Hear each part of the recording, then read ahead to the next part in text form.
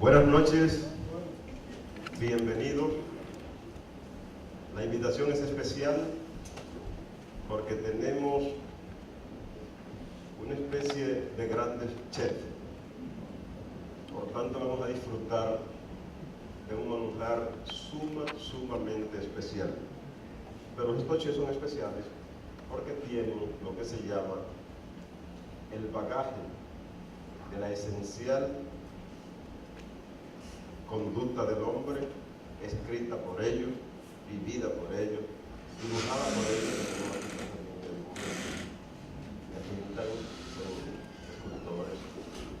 Son escultores, son artistas visuales. Esta noche, ratifico, nos toca un gran manjar con la presencia, y así pido un aplauso de bienvenida para don León David.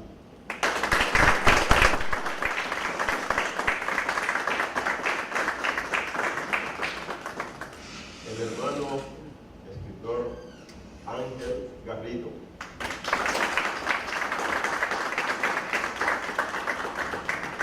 Y por supuesto, la presencia de Miguelina, que va a ser Miguelina Concepción, subdirectora del comisionado, a quien le tocan las palabras de bienvenida en nombre del Ministerio de Cultura de la República Dominicana y del comisionado de aquí de Estados Unidos, señor Carlos Sánchez.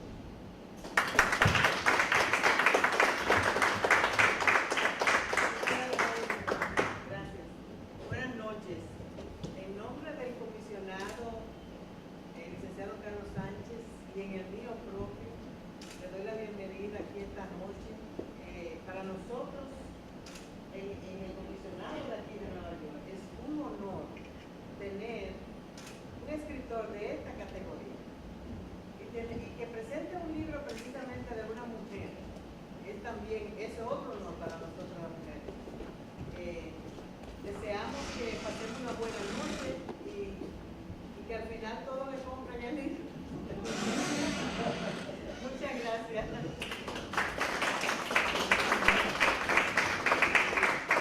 Parece un desafío que yo use el micrófono. Bueno, miren, esto tenemos que hacerlo de la manera más familiar.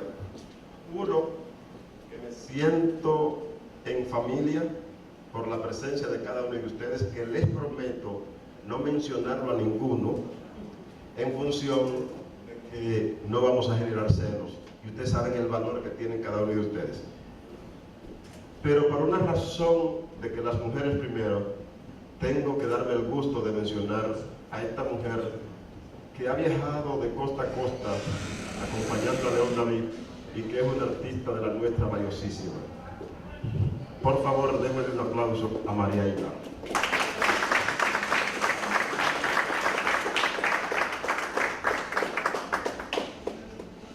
Para el 2010 se publicó aquí en Nueva York un texto que se llama Mujeres de Palabras.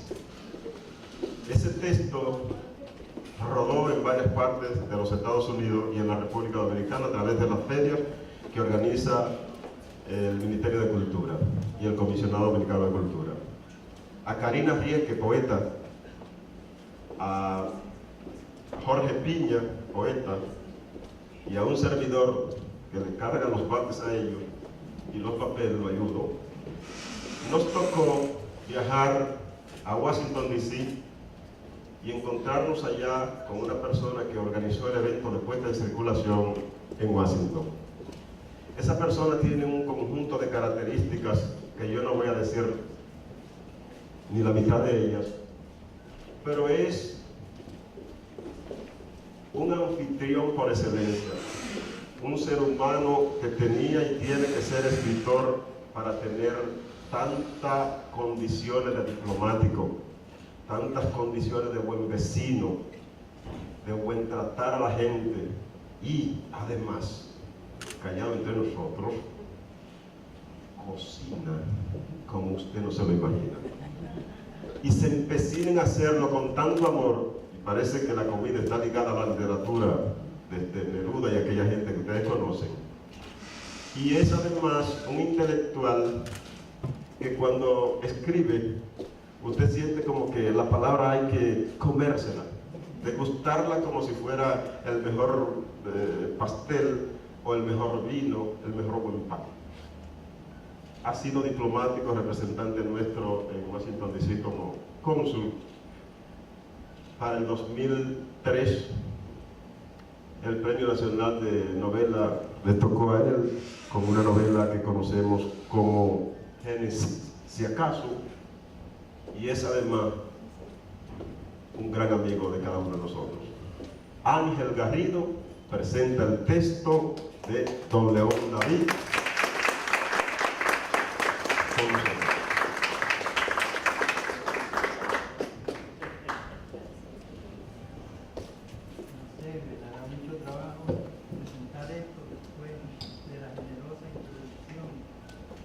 Félix.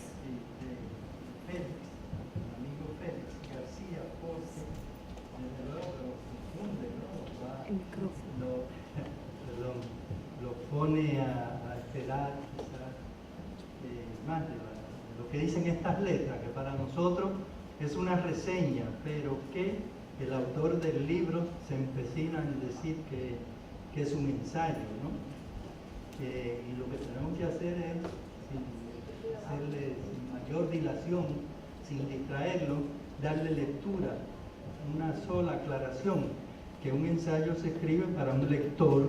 En consecuencia, pienso que como una nota preliminar advertir que quizás deba en determinado momento, cuando habla el autor, hacer referencia a las comillas para que ustedes puedan distinguir de cuando habla el autor y el ensayista, si es que merece tal calificativo.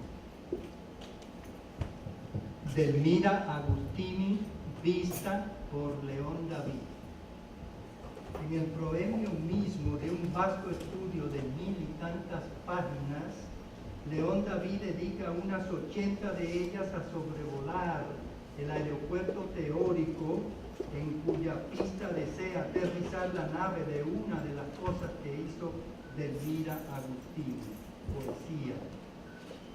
Los poetas, tal y como de manera palmaria lo demuestra León David en su enjundioso y bien documentado estudio,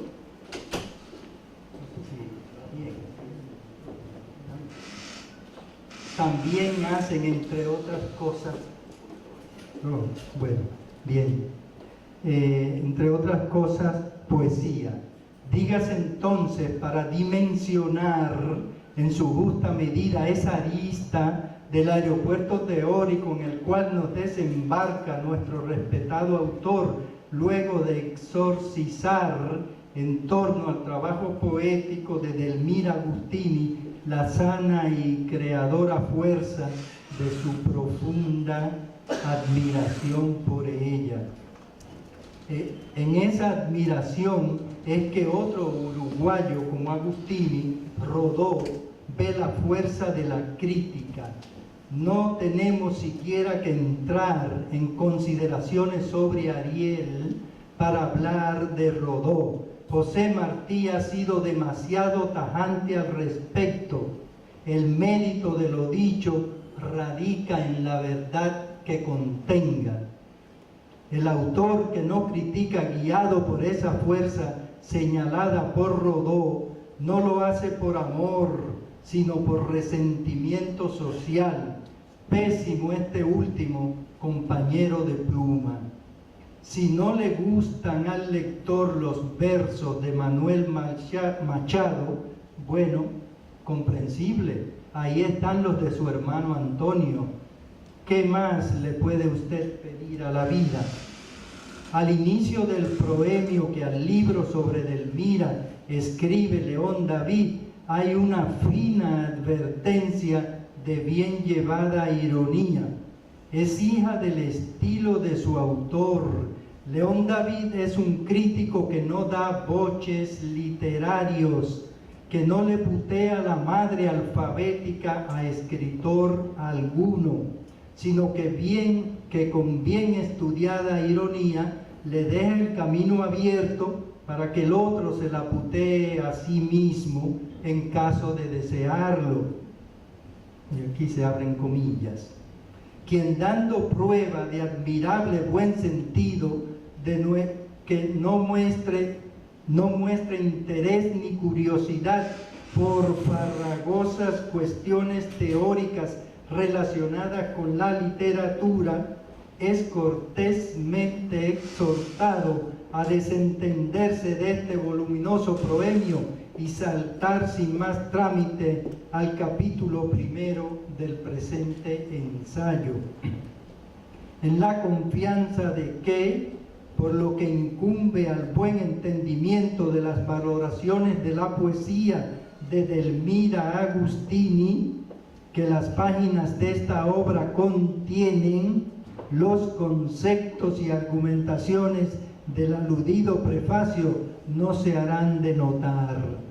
Se cierran las comillas, se termina la advertencia del autor. Bebido el vino, perdido el tino. Leída la advertencia de León al respecto, ¿para qué más? La misma uruguayidad de los dos párrafos precedentes nos remite a una reflexión que en la juventud de Eduardo Galeano iluminó un pescador colombiano. ¿Cómo que eres sentipensante? ¿Qué significa esa palabra? Oída de labios del pescador la explicación del lugar, se suscribió Galeano de la manera más cortés posible a los derechos de autor para usar dicho término con el debido permiso del pescador. Con el correr de los años articuló Galeano toda una teoría del conocimiento alrededor de aquel término feliz esbozado por el sabio jornalero de la mar. Los intelectuales argumentaban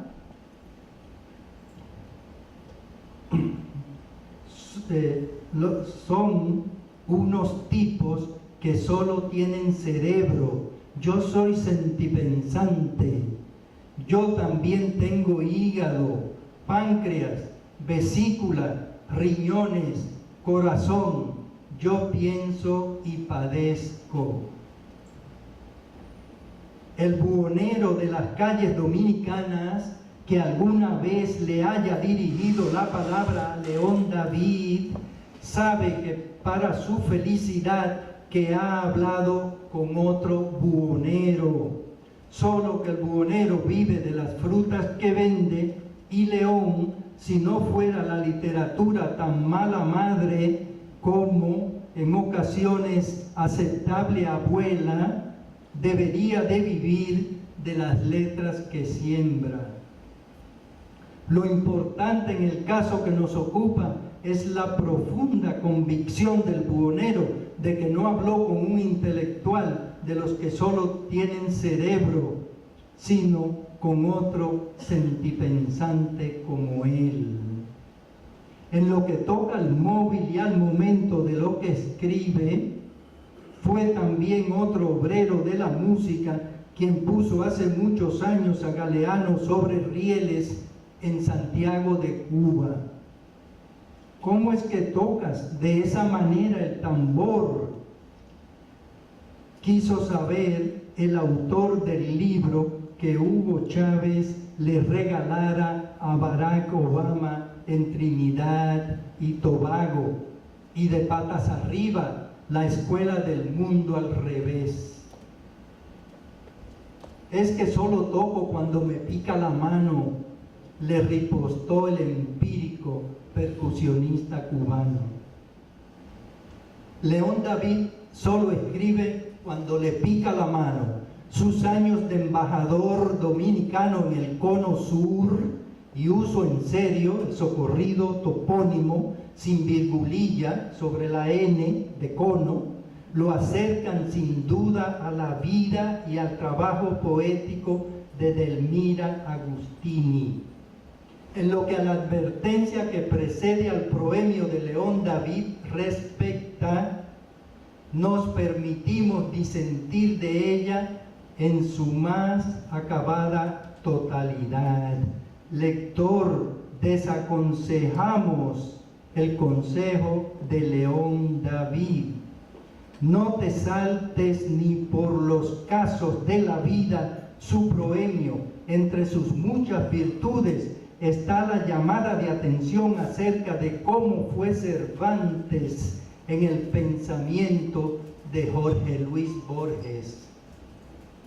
Quien quiera que haya oído a Dios hablarle a Virgilio, habrá evocado el diálogo sostenido en Ciudad de México en 1973 entre Borges y Juan Rulfo.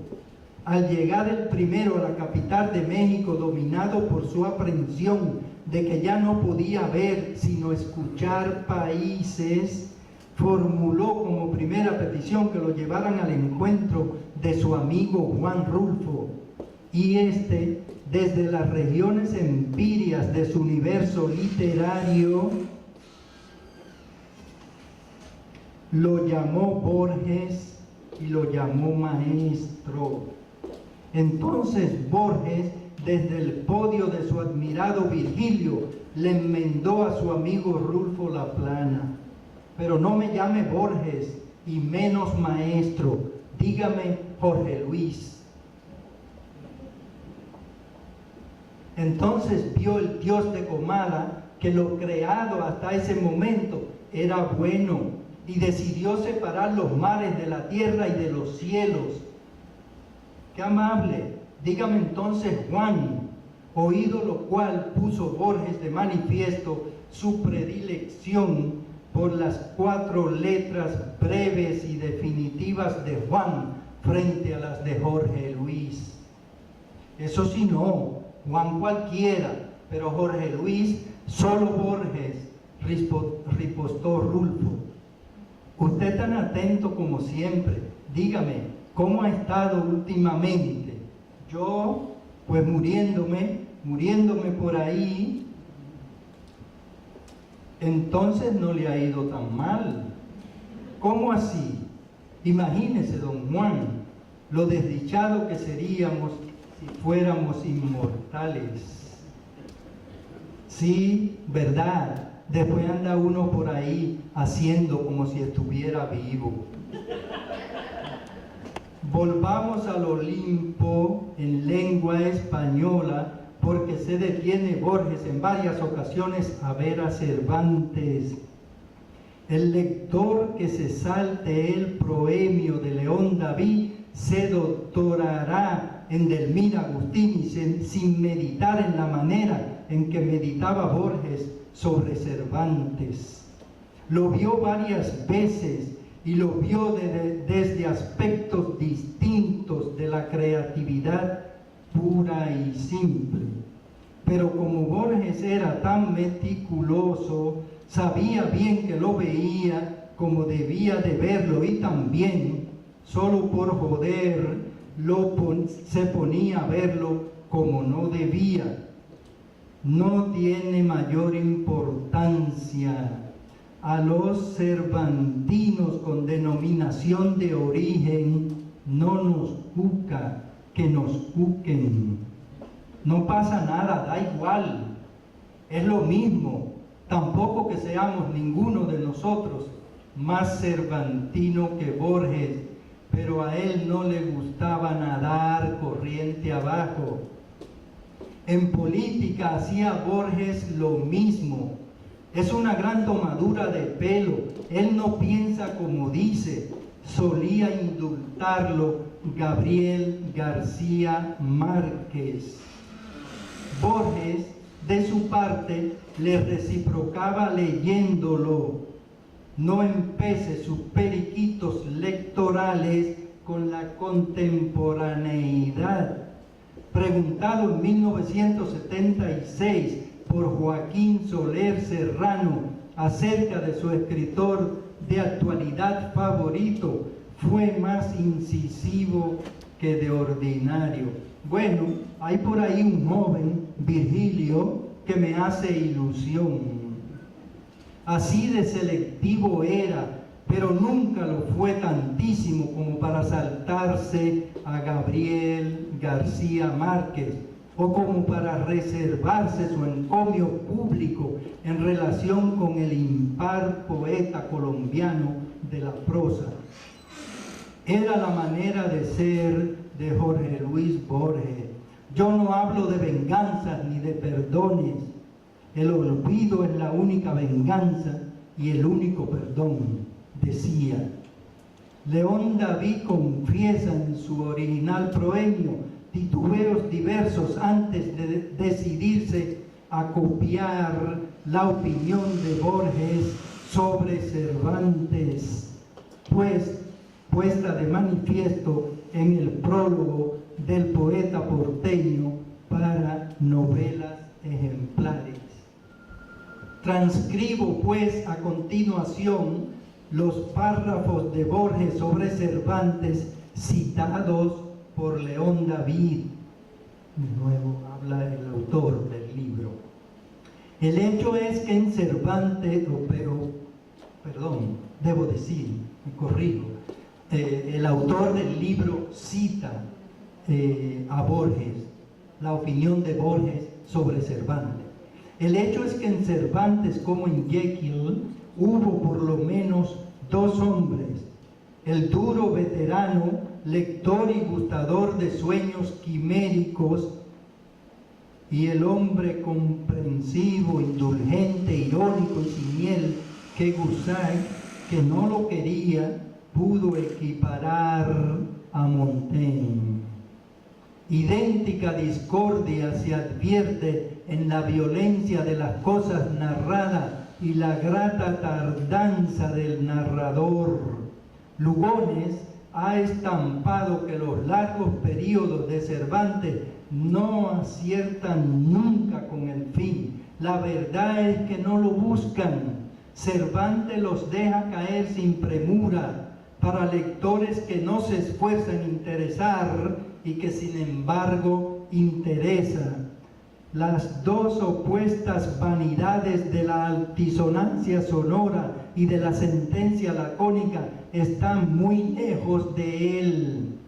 No ignora que el llamado estilo oral es una de las muchas especies del llamado estilo escrito. Sus diálogos llevan el nombre de discursos. Los interlocutores no se interrumpen y dejan que el otro concluya. Las frases truncas del realismo de nuestro tiempo le hubieran parecido una torpeza indigna del arte literario. Segundo párrafo. Juzgado por los preceptos de la retórica, no hay estilo más deficiente que el de Cervantes. Abunda en repeticiones, en languideces, en hiatos, en errores de construcción, en ociosos o perjudiciales epítetos, en cambios de propósito. A todos ellos los adula o los atempera cierto encanto especial. Hay escritores, Chesterton, Quevedo, Virgilio, integralmente susceptibles de análisis. Ningún procedimiento, ninguna felicidad hay en ellos que no pueda justificar el retórico. Otros, de Quincy, Shakespeare, abarcan zonas refractarias a todo examen. Otros, aún más misteriosos, no son analíticamente justificables. No hay una de sus frases revisada que no sea corregible. Cualquier hombre de letras puede señalar los errores. Las observaciones son lógicas. ¿El texto original acaso no lo es? Sin embargo, así incriminado, el texto es eficacísimo, aunque no sepamos por qué. A esa categoría de escritores que no puede explicar la mera razón pertenece Miguel de Cervantes. Al principio de la reflexión de León David sobre los dos párrafos que de Borges ha transcrito, se cuestiona el aguzado crítico dominicano: ¿Qué podría señalar quien sin prisa ha recorrido los párrafos de Borges que mi fervor citara, que no adolezca de onerosa insuficiencia? La frase breve, diáfana del genial porteño es un aldabonazo que despierta la mente de su habitual letargo y convoca al espíritu a la aventura impostergable de la cogitación. En septiembre del año 9 yo tenía una invitación de un grupo de jóvenes poetas y narradores dominicanos residentes en Nueva York para que charláramos sobre el arte de narrar. De manera coincidencial, compañero se ha referido esta noche a esa reunión fracasada por las razones que ustedes oirán a continuación. Si es que un arte tan ingrato entre todas las artes en realidad existe, la apabullante y descorazonadora muerte en Santo Domingo de mi entrañable compañero y amigo Juan Francisco Santamaría cercenó en mi garganta el aliento para hablar de literatura y acabé con mis huesos en mi país frente a la tumba recién abierta de Juan Francisco, que no en Nueva York, como les había prometido a los poetas jóvenes y valiosos que constituyen un segmento importante de nuestro Parnaso. La charla que bajo el inofensivo título de R que R al narrar yo había preparado para leer en Nueva York fue publicada en agosto del año 10 en el suplemento La Comunidad del periódico El País de España. Para no repetirme, y quién sabe si hasta por comodidad, me disculpo con el lector para transcribir el apartado de mi charla donde de manera más específica le he hecho un vistazo al trabajo de Cervantes.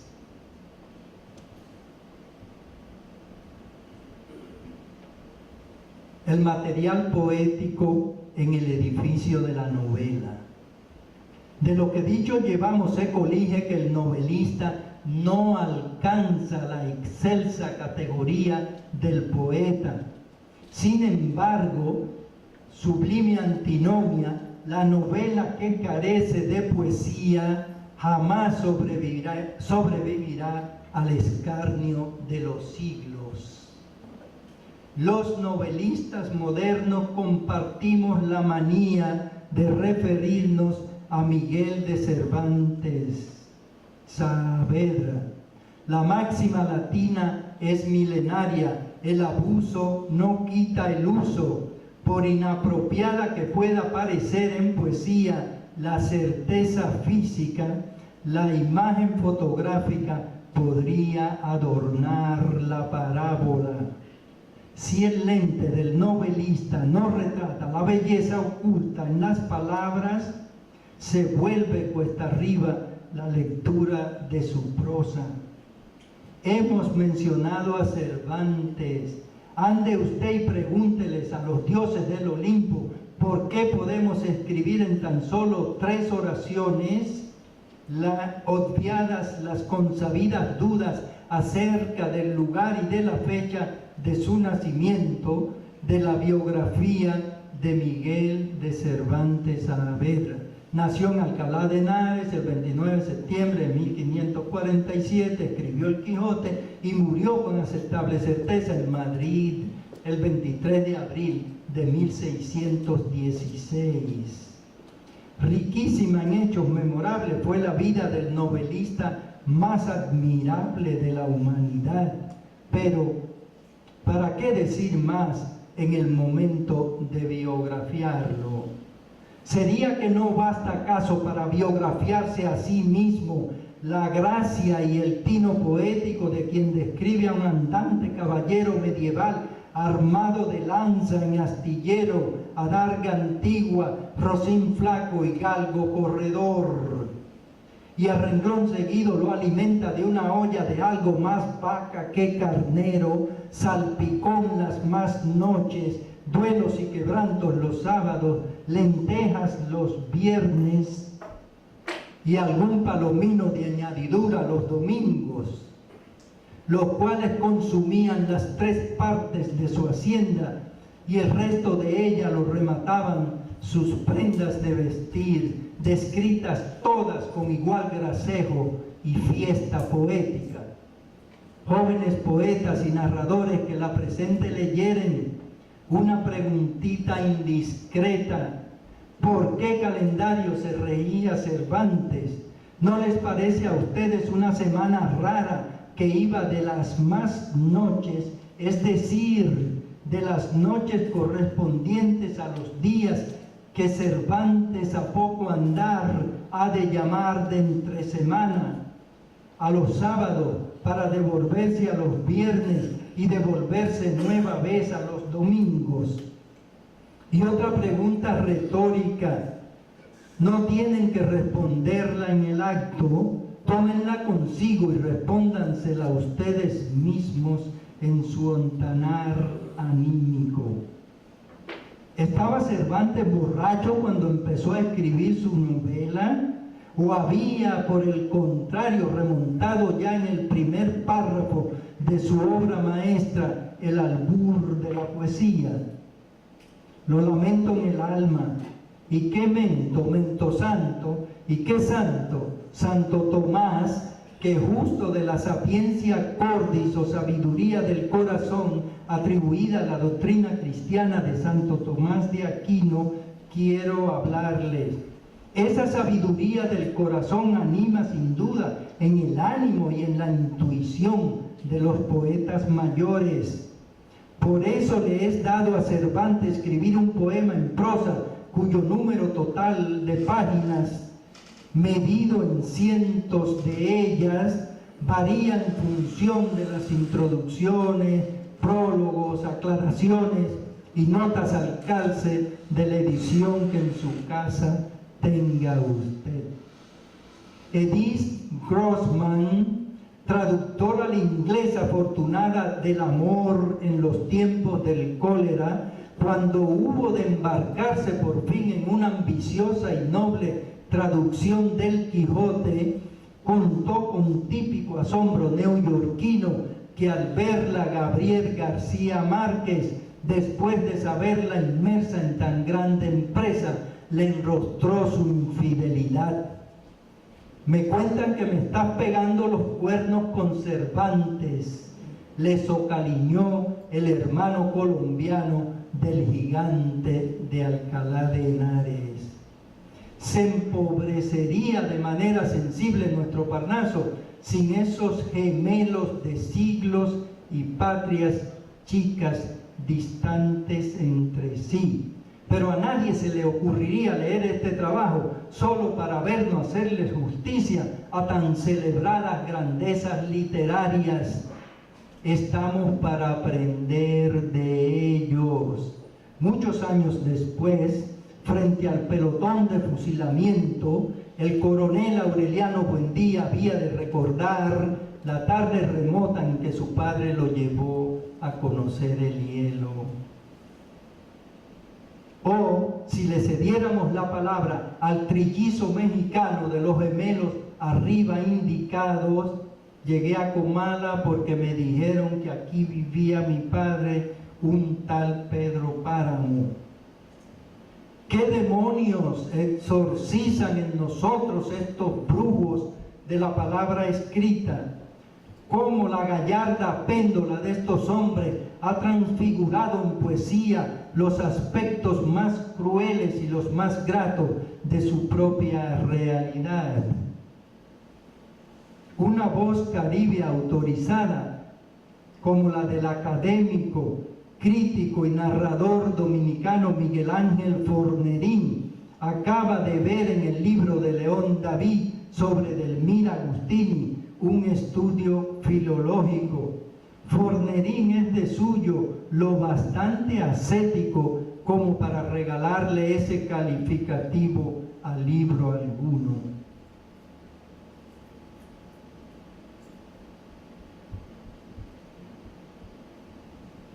uno de los apotegmas que jalona el inicio del libro de León David proviene de la asombrosa capacidad de cogitación de Carl Gustav Jung, colaborador que fuera él en su juventud de Sigmund Freud, para que al ampliar y especificar los postulados, especificar los postulados freudianos, funda su propia disciplina epistemológica con resultados en cada caso por encima del promedio de lo admirable. Valdría la pena que citáramos in extenso el apotegma de Jung, del cual hemos hecho referencia.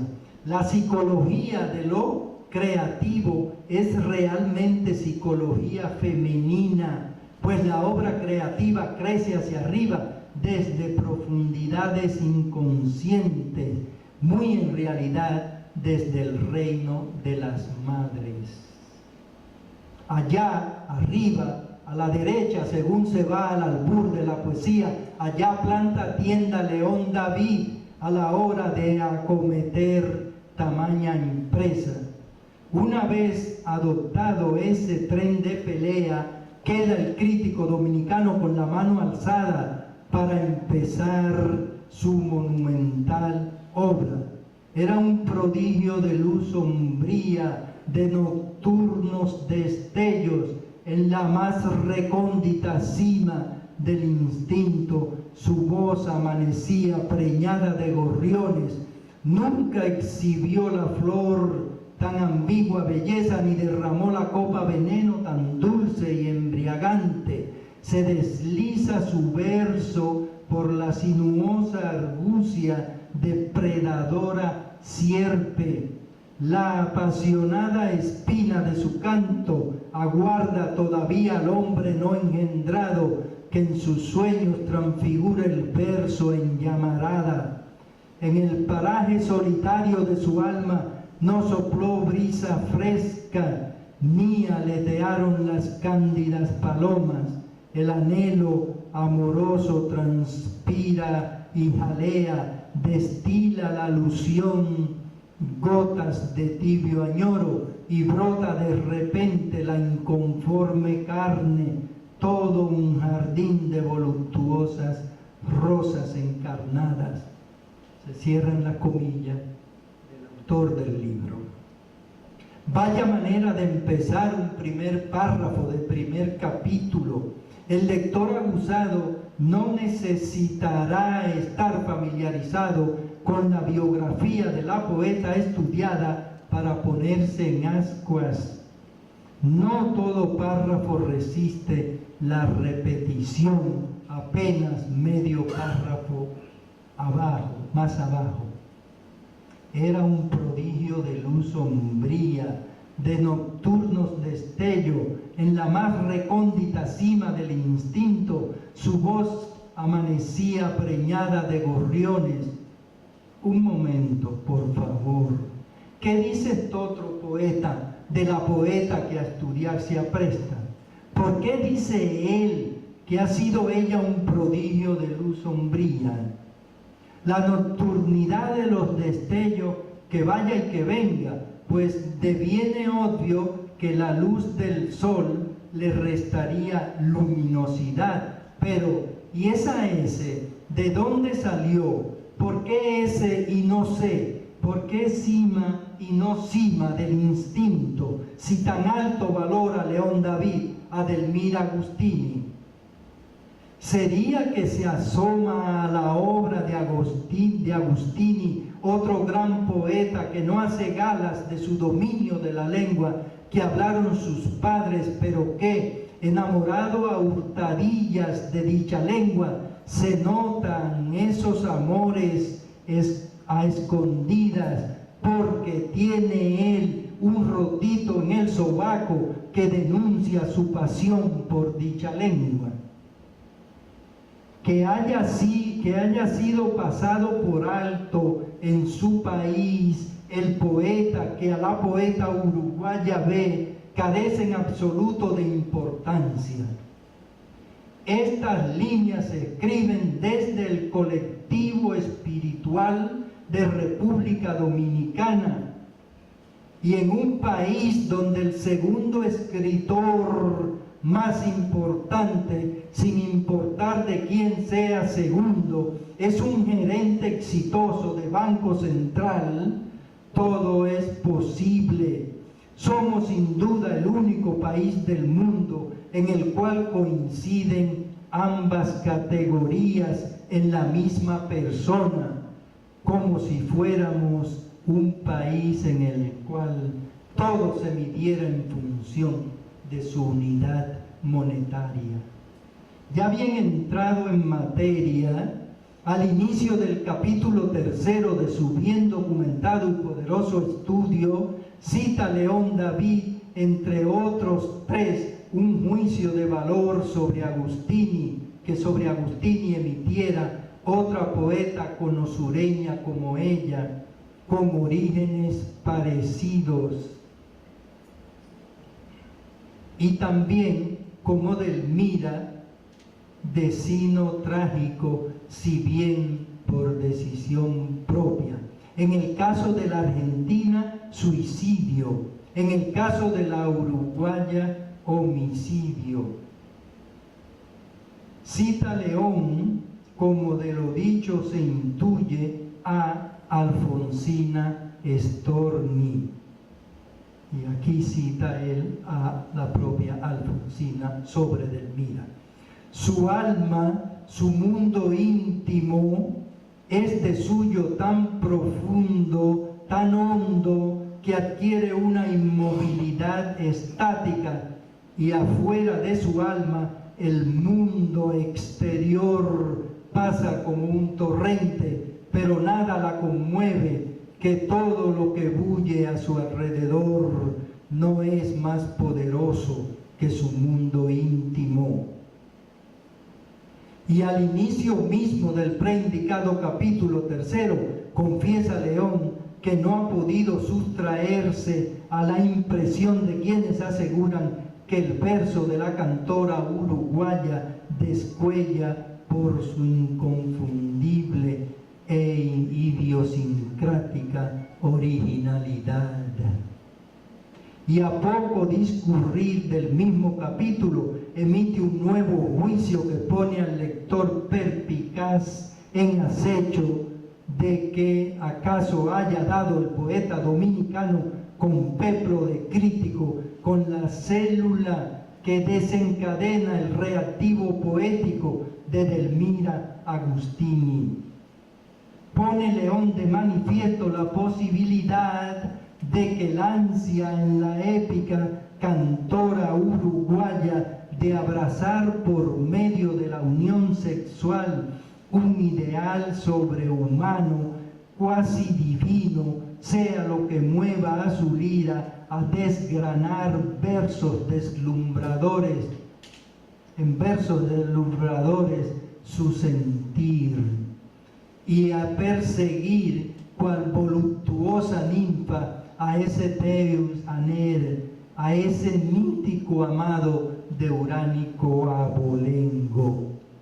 Los buenos exégetas bíblicos saben que ese Teus Aner, ese Uránico Abolengo recreado con vigor poético en la mitología griega, aterriza en el cristianismo en la figura reivindicativa en la fuerza reivindicativa que logra la figura de Jesús de Nazaret. De manera inconsciente o deliberada, por ahí anda León David, Delmira de Montevideo, quien en nombre del amor que sentiste poetice, no perecerá, mas tendrá vida eterna. Remata entonces León el capitel mesiánico que en torno a Delmira erige con un juicio de Camila Enríquez Ureña, quien afirma que la Aedo uruguaya alcanza la perfección audaz que, en cierto sentido superior y profundo, tiene lo monstruoso y a renglón seguido transcribe su poema Fiera de Amor.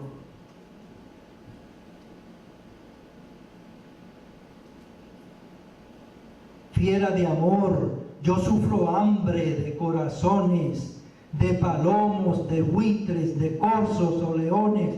No hay manjar que más tiente, no hay más grato sabor. Había ya estragado mis garras y mi instinto, cuando erguida en la casi ultratierra de un plinto, me deslumbró una estatua de antiguo emperador. Esta primera estrofa del poema transcrito in extenso y las dos restantes dan pie a León David para verlo como un poema emblemático y a no dudarlo como uno de los más característicos y vigorosos de los que su numen produjera. Y a poco andar admite y especula, del poema Fiera de Amor cabe deducir que Delmira se debate entre dos antagónicas e irreconciliables fuerzas, la de la espiritual apetencia de una existencia superior, la del artista que encuentra en el deseo amoroso de fémina sensual transfigurado en voz poética el cauce idóneo por donde su genuino ser, cual desatada corriente, fluye y se manifiesta, y la de la muchacha de una prejuiciosa, patriarcal y provinciana sociedad de 900 en cuyos valores se formó, viéndose atrancada, por ende, en el redil de osificadas convenciones de las que, aun cuando ella socialmente se pliega, su sensibilidad abomina. Se cierran las comillas donde se cita el autor. A lo largo de un vasto estudio de tanto calado como el que sobre Delmira Agustini a cabo lleva León David, se sigue la pista del erotismo en la lira de la Aedo uruguaya susceptible, e incluso se toma León la molestia de contrastar las distintas acepciones del sustantivo erotismo y del adjetivo erótico que aparecen en el diccionario de autoridades de la RAE, así como en el de su 22ª edición ordinaria, esto es, la penúltima, que es sin duda la que a mano de manera física tiene León al alcance, y que apenas registra en su primera sección un pequeño cambio con la que aparece en el portal que en la red tiene la RAE, y el cual nos conduce a la 23ª edición disponible desde octubre de 2014 como remate de las conmemoraciones del tricentenario de la Academia. Pero la inquietud etimológica de León David no se sacia en los predios normativos de la RAE en forma exclusiva. Nos lleva el docto hombre de letras dominicano hasta los textos de cuya ausencia pudiera resentirse el más exigente gusto normativo. Dígase al pan como en nombre de la claridad etimológica, nunca se le dice al vino. Diccionario de uso del español de María Moliner, Diccionario enciclopédico UTEA, Diccionario práctico del estudiante, editado por la RAE y la Asociación de Academias de la Lengua Española, Diccionario español actual a cargo de Manuel Seco, Olimpia Andrés y Gabino Ramos, Diccionario ideológico de la lengua española de Julio Casares, Diccionario del español moderno de Martín Alonso, Diccionario del pequeño La Luz Ilustrado en versión 2015 y lo expuesto sobre el término erotismo en el tomo 8 del gran consultor Espes. No me joda, León David, así que gracia tiene, así cualquiera prueba el curso, devanándose los sesos mañana, tarde y noche. Si supiera que tanto como sabe él, había de saber cualquiera de nosotros, por el solo hecho de estudiar, hasta yo sabría. Con razón que Marcia Rivera, una mujer difícil de complacer por escrito y cuya antillanidad ha sido ensanchada en los últimos lustros con su uruguayidad, atrapada en septiembre entre Irma y María en su amada isla de Borinquen, y quien recibiera el primer día de reanudado el correo luego del paso del huracán Irma un ejemplar de Delmira Agustini o el otro nombre de la pasión, se arriesgara a decirme desde San Juan por teléfono la víspera del paso del huracán María. ¡Qué libro! ¡Cuánta erudición! ¡Cuánta pasión! ¡Cuánto amor! ¡Qué bueno que Luis y yo recibiremos el 27 de este mes de septiembre a León en Montevideo! Los que conocemos a Marcia Rivera durante decenios y la hemos tratado de cerca, sabemos que esa entrañable inflexión de su voz no se da en el curso de un mero cumplido. Cuando Marcia da riendas sueltas al impulso de su corazón, no empecen los partes meteorológicos que precedían el paso por su bello país del huracán María, se amalgaman en su garganta pasión y razón, como se amalgaman en la fragua del orfebre el oro argentífero y el coloide para producir la joya.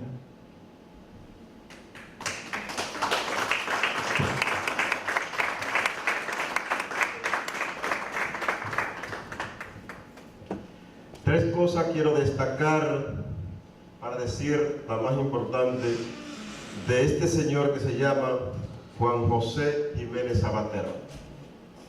Decirle a ustedes, es el mismo León David. Decirle a ustedes que hace alrededor de 30 años, a propósito que nos vemos tan jóvenes todos, ¿verdad?, que en San Francisco de Macorís se hizo una pregunta y la hizo alguien. Y detrás de esa respuesta, o de la variada respuesta que tiene, posiblemente nos hemos integrado al Parnaso de los creadores, un conjunto de franco-macorizanos.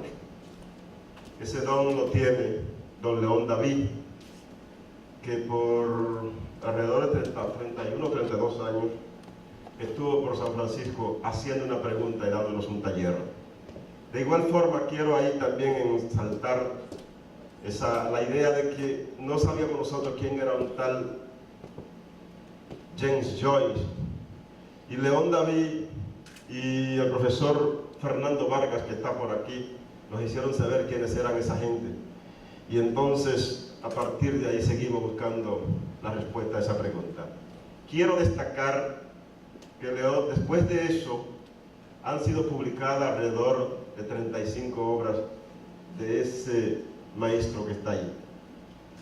Después de eso, ha representado a la República Dominicana como diplomático en Argentina, en Uruguay. Después de eso, ha tenido múltiples cargos en la Universidad Autónoma de Santo Domingo, destacándose como catedrático y además de eso como extensionista cultural, gestor cultural permanente, por alrededor de, a pesar de los jóvenes que nos vemos, por alrededor de unos 60 años siendo militante de la gestión cultural en un país como el nuestro. Destacar, además, este dato se lo voy a leer, que Ostenta además el cargo de embajador adscrito de la Secretaría de Estado de Relaciones Exteriores, habiendo representado durante 4 años a su país en Argentina y en Paraguay. Pero esto es muy importante: miembro del número de la Academia Dominicana de la Lengua y miembro correspondiente de la Real Academia de la Lengua Española.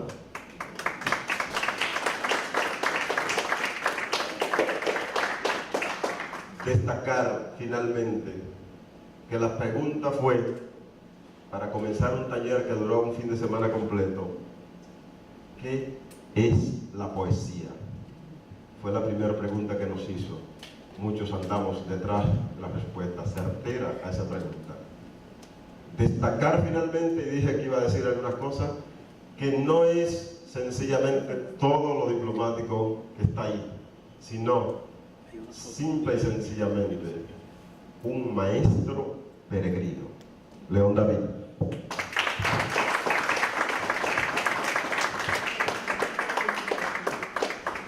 Muchas gracias. Yo no sé si quedó bien. Bueno, vamos a tratar de hablar. No me gusta tener aquí este aparato al frente, pero en fin, vamos a usarlo.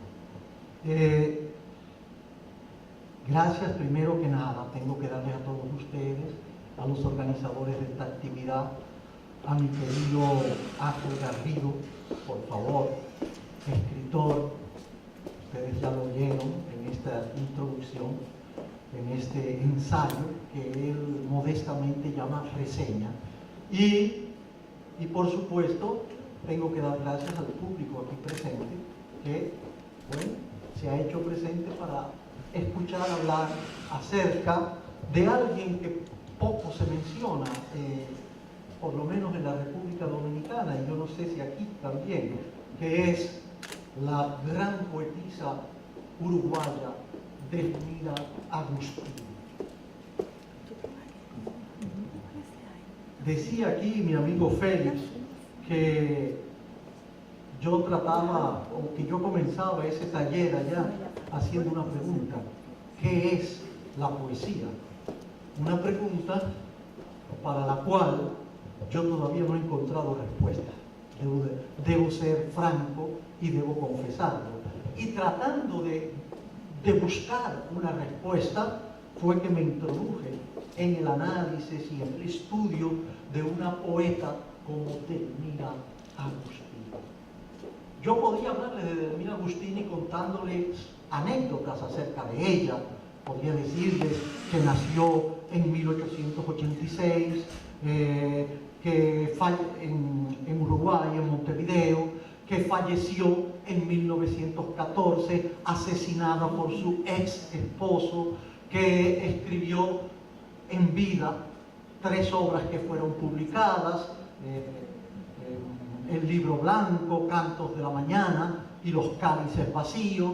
Podría decirles, en fin, unas cuantas cosas acerca de su vida, cómo fue influida por el modernismo y especialmente por Rubén Darío, y cómo, sin embargo, su poesía es algo totalmente original y diferente a todo lo que hacían los poetas modernistas de su época. Podría hablar naturalmente también de su pasión. No es un azar, no es una casualidad que el título de este libro, de este estudio, de este ensayo, sea Delmira Agustini, o el otro nombre de la pasión, porque justamente su fuerza y su originalidad, su tenor espiritual y vivencial está ahí, en la pasión, y en la pasión carnal, erótica, que se convierte en una pasión trascendente y poética. Ahí es donde está el logro de Delmira Agustini. Pero en vez de yo hablarles de esas cosas así, en una forma anecdótica, yo quisiera que ustedes se pusieran en contacto directo con lo que fue Delmira Agustini. Y Delmira Agustini era poeta, era poetisa. Eso era Delmira Agustini. Todo lo que había en su alma lo logró resumir, lo logró transponer a la palabra métrica, rítmica, versificada, musical.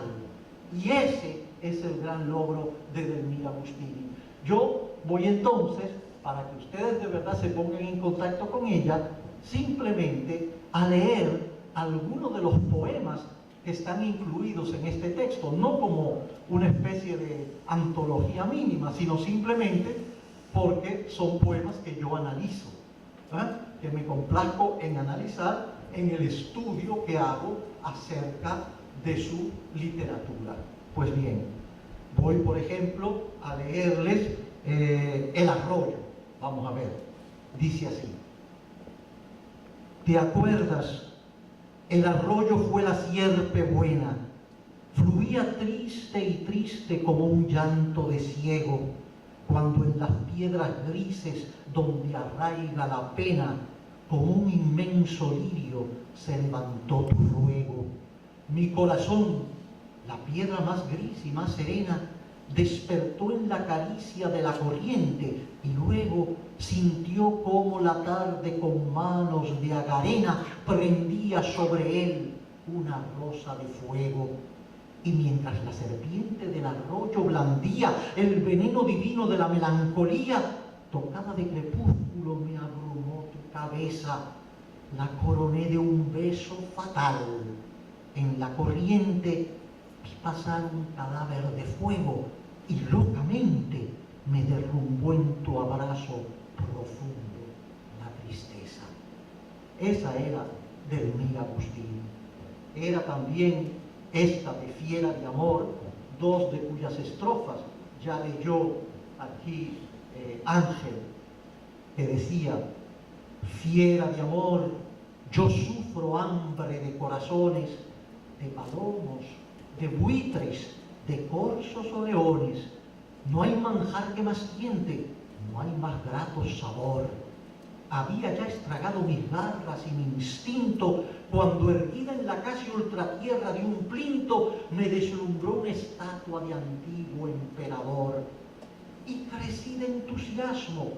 Por el tronco de piedra ascendió mi deseo como fulmínea hiedra hasta el pecho, nutrí de nieve al parecer, y clamé al imposible corazón. La escultura su gloria custodiaba serenísima y pura, con la frente en mañana y la planta en ayer. Perenne mi deseo en el tronco de piedra ha quedado prendido como sangrienta hiedra, y desde entonces muerdo soñando un corazón de estatua, presa suma para mi garra bella. No es ni carne ni mármol, una pasta de estrella, sin carne, sin calor y sin palpitación, con la esencia de una sobrehumana pasión. Y también tenemos un poemita ejemplar de apenas 2 estrofas, pero que para mí es maravilloso, o al menos así me luce, que se titula Ceguera, y que es un poco la descripción de la calidad visionaria de la poesía y de cómo la poesía puede llegar a hacer ver lo que no ven los ojos. Me abismo en una rara ceguera luminosa. Un astro, casi un alma, me ha velado la vida. Se ha prendido en mí como brillante mariposa, o en su disco de luz he quedado prendida. No sé, rara ceguera que me borras el mundo, estrella, casi alma, con que haciendo me hundo, dame tu luz y vélame eternamente el mundo. Eso es algo muy claro respecto a lo que ella deseaba y lo que ella buscaba a través de la poesía. O también este poema que está incluido en todas las antologías de la poesía en lengua española, porque es una obra maestra y que se titula Lo inefable. Yo muero extrañamente, No me mata la vida, no me mata la muerte, no me mata el amor. Muero de un pensamiento mudo como una herida. ¿No habéis sentido nunca el extraño dolor de un pensamiento inmenso que se arraiga en la vida, devorando alma y carne, y no alcanza a dar flor? ¿Nunca llevasteis dentro una estrella dormida que os abrazaba enteros y no daba un fulgor? Cumbre de los martirios, llevar eternamente desgarradora y árida la trágica simiente clavada en las entrañas como un diente feroz, pero arrancarla un día en una flor que abriera milagrosa, inviolable. Más grande no fuera tener entre las manos la cabeza de Dios.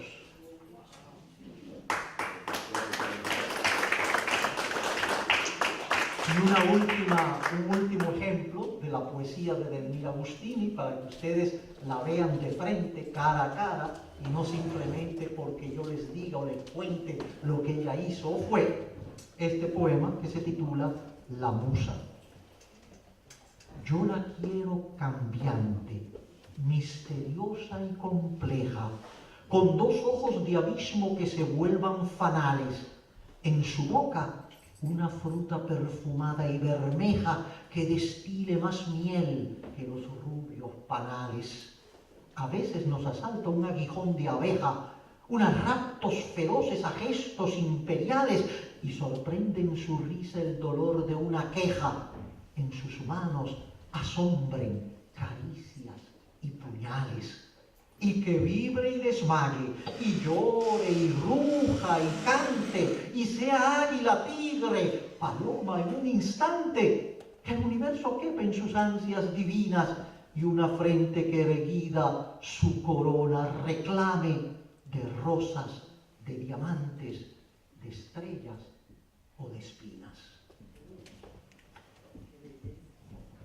Y para concluir con esto, este libro, este estudio, este ensayo, como quieran llamarlo, para mí es un ensayo porque yo no solamente me limito a estudiar, a analizar la poesía de Edelmira, sino que también me expreso emocionalmente en todo lo que digo, en todo lo que analizo, en todo lo que estudio de ella. Y eso yo creo que es algo que pertenece al género ensayístico. Pues bien, yo coloco a modo de colofón un soneto que le escribí a Edelmira Agustini y con el cual termina o concluye este libro, y que se titula así: Edelmira. Hubo una vez una mujer que era lirio extraviado en el pavor del grito, carne herida de espasmos de infinito, cigarra perfumada a primavera. Hubo una vez una mujer que era capaz de hacer sangrar hasta el granito, ansia que muerde, delirar precito, agror de soledad que desespera. Qué inescrutable amante vio la bella, que de aguijones le llenó hasta el sueño y de helado estupor y luz de estrella. Otra ilusión no tuvo ni otra amiga que alzar el canto en funeraria pira, incendiando de amor al universo.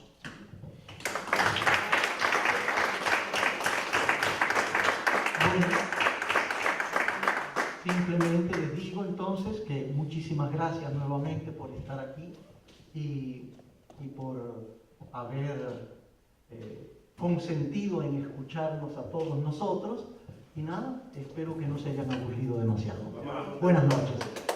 Vamos a responder una pregunta, pero quiero decir que está vivo justamente porque ya María sabía que había pasado varios siglos. Después del poema, ella lo perdonó.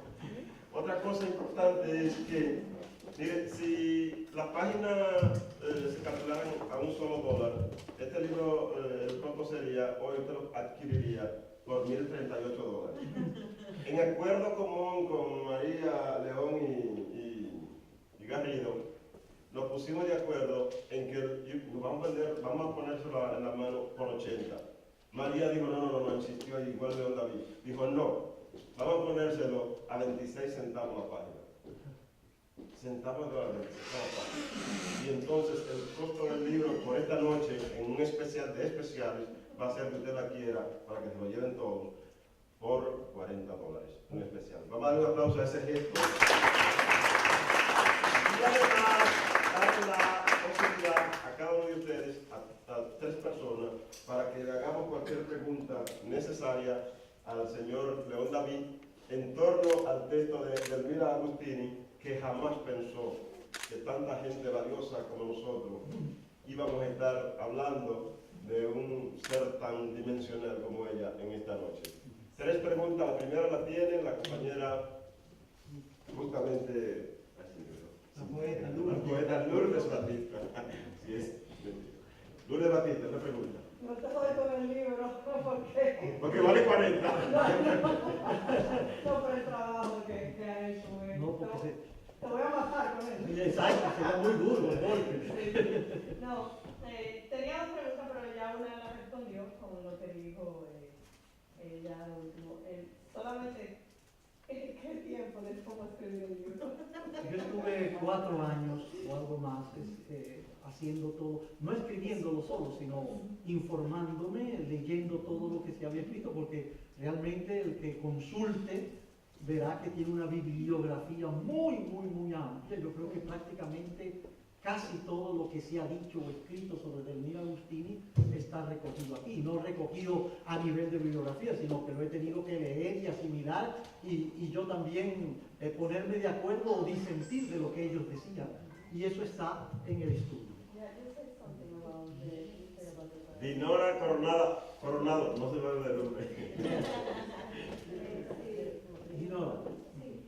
Yo quisiera preguntarte, ayer hubo muchas poetas más o menos contemporáneas y a mí que me tocó hablar en Argentina el otro día sobre la poesía femenina contemporánea, pues no tuve la oportunidad de dedicarme a esta autora y ahora me siento, qué pena que no, también me dediqué un tiempo, pero bueno. Y que, ¿por qué ella entre ese grupo? Y también si pudiese hacer, como seguir en los pasos a nivel territorial, por dónde anduvo ella, en Uruguay. Sí, cómo no. Te puedo responder esa pregunta. Primero, ¿por qué ella? Porque con ella nace la llamada poesía femenina en América. Y nace porque a partir de ella es que surgen las grandes poetas. Juana de Ibarburu, Alfonsina Storni, Gabriela Mistral y otras posteriores. Pero todas ellas hacen hincapié en que la madre es Delmira Agustini. O sea que es el origen de toda la poesía femenina, que es una poesía que se caracteriza justamente por ese sentido de intimidad, por ese, por ese decir las cosas con esa claridad como antes no se había dicho, y sobre todo las cosas relativas al amor, las cosas relativas a la pasión, incluso al sexo. Y eso es originado por Delmira Agustini. Ella es la que rompe con lo que había y la que le abre la puerta a todas las otras poetas, a todas las otras poetas que escriben poesía como, digamos, dentro de esa línea de poesía erótica, de poesía totalmente franca en lo que respecta a expresar la intimidad y la pasión de la mujer. No sé si te respondí por eso. Y respecto a lo otro, te puedo decir que Delmira Agustini prácticamente no salió del Uruguay. Ella tuvo una vida breve, fue asesinada por su ex marido, tendría 28 o 29 años cuando murió, 28 años, y ella prácticamente creo que solamente hizo un viajecito en su juventud a Buenos Aires con sus padres y volvió. De ahí no volvió a salir, pero su obra desde el principio, cuando publicó el Libro Blanco, luego publicó Cantos de la Mañana y sobre todo después, cuando publicó Los Cálices Vacíos, fue conocida en toda América. Y escritores de todas partes, empezando por Unamuno, se refirieron a ella y dijeron muchas cosas acerca de ella, aunque la sociedad uruguaya de la época se comportó con esa vergüenza propia del sentimiento victoriano del 900. Pregunta final. Me he quedado curioso con la cuestión de la poesía. ¿Qué es la poesía? Que hace 31 años que usted dio un taller y que hasta ahora no he encontrado la respuesta. Sí. Tiene ese sentido buscando la respuesta. Sí. Me parece curioso. Podría salir de aquí de alguien de nosotros, alguien que pueda expresar lo que cree que es la poesía.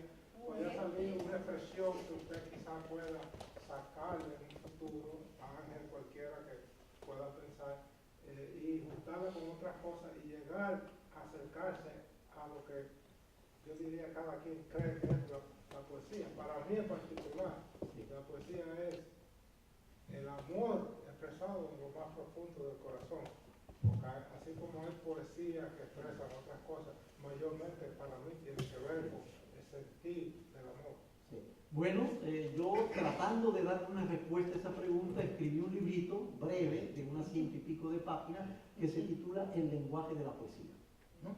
Ese libro, yo creo que tú tienes algunos ejemplares de eso, ¿verdad? Del lenguaje de la poesía.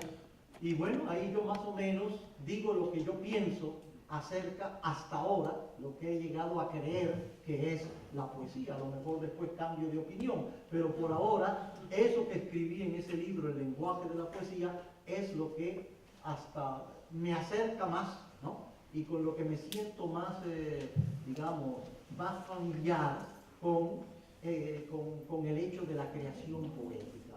Para mí, la poesía, en primer lugar, no necesariamente tiene que ser poesía en el sentido de verso, de obra de carácter literario rimada, métrica, etc., aunque ahí es donde con más claridad y de manera más esencial se define, sino que la poesía tiene que estar de alguna forma presente en cualquier obra de literatura. Y si no lo está, como decía mi amigo Ángel Garrido, pues esa obra no va a resistir el deterioro de los años.